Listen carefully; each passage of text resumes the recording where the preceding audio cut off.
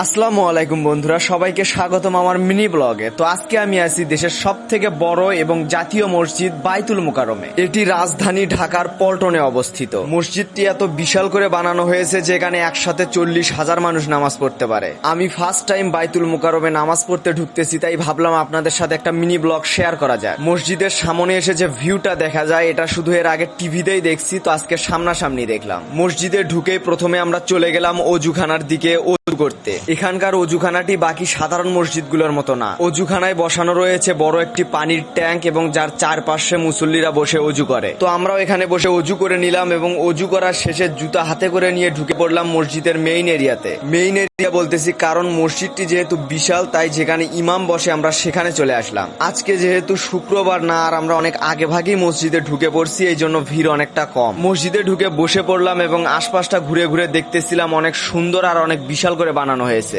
এরপর নামাজ শেষ করে বের